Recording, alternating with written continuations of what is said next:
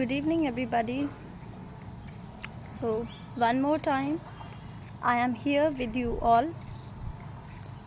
and I will take 2 minutes to share something about myself, about my things, like what I did today. So, it was a very terrible day.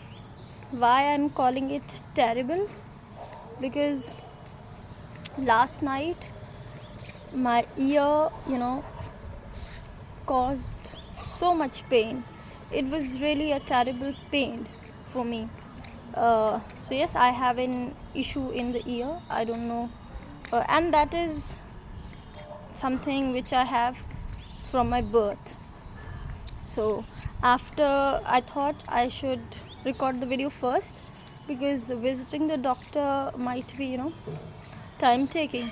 I might be late, and I wanted to record the video in twilight.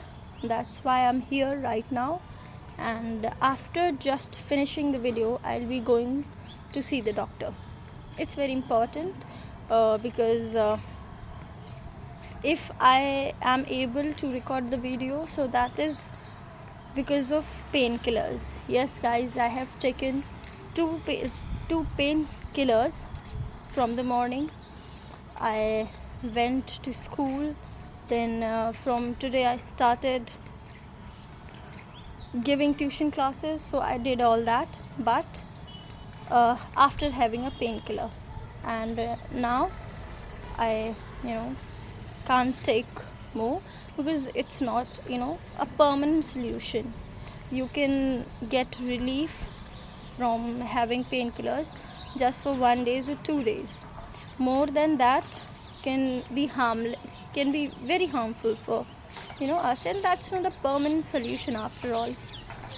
Okay, so that was something that I wanted to say, and now let's have something relevant to studies. Yes, so as you all know that I record this video to practice my spoken English, and along with my own practice I try to provide something helpful to you as well.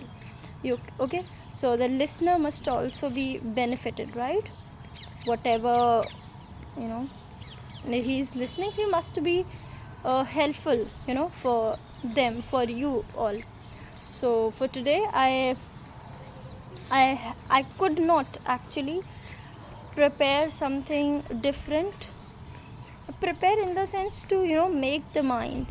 And as I have told you earlier, that this day was really hectic because of my packed schedule, and apart from that my health issue is also there, so I actually could not prepare, and so but I have to deliver something, and that should be helpful. So for that I simply have decided to tell you at least 5 vocabulary that I have learned in just last 2 to 3 months, I guess. So I will be telling you 5 words which were new to me before 3 months, and now I know how to use them. I know what's their meaning, and that's what I wanted to share with you. So let's start. The very first word for the day, for the session, for this particular video is sacrosanct. Sacrosanct is an adjective, and how we can use it like other adjective, right? So it is an adjective which describes sacredity of something. Sacredity, which means purity of something, for example. And sacrosanct is something that which cannot be questioned. I'll elaborate it for you with an example. So for example, God, the sacrosanct God. So God is basically a noun and describing an adjective, sacrosanct. Okay, which means that God cannot be questioned. So something which is so pure that cannot be questioned can be described as sacrosanct. For example, the Sanatan Dharma or the Hinduism is sacrosanct, which means it cannot be questioned. No question could be, raised on its purity, on its existence. Okay, so this was the example that I wanted to elaborate with it. Okay, the another word which I have is jubinescence. I'm sure if if you have even started improving your spoken English, you must have come across to our word jubinescence, I think, right? And I think, which means I'm not very sure, but I hope so. Jubinescence is a state of being young. Okay, for example, I'm just 21, so I can say that right now I am a jubinescence person, or I am in my jubinescence stage of the life, which means I am in my younger stage of life, right? So jubinescence is the state of being young. Okay, there are multiple stages. There is adolescence, there is adulthood, there is elder. Okay, when you have grown old. Okay, so that state is not jubinescence. Jubinescence is from 21 to 30 to 35, I guess. Okay, another word is peregrination. Peregrination is a noun. It is a proper noun which defines a journey, a travel, so peregrination, yeah, it's a kind of a longer term to pronounce, but if you will practice it, you will will be very easy for this peregrination. Okay, so for example, the best peregrination I have experienced ever is my journey to Shimla. Okay, so for example, I have visited a lot of places, right?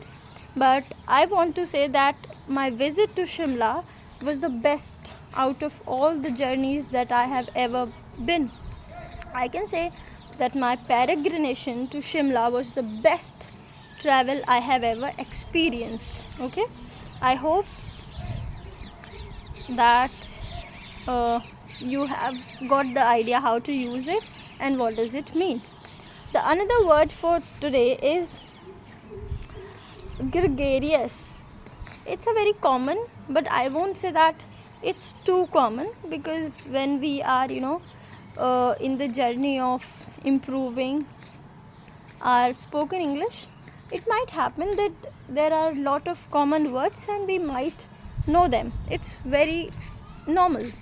Nothing, no grudges. I mean, no questions. It's normal. We can't know all the common things, right? Okay, so moving from that, gregarious is again an adjective describing a person who is very friendly, sociable. For example, my colleague is a very gregarious person, which means she is very friendly, and actually her name is Anjali. She is very friendly.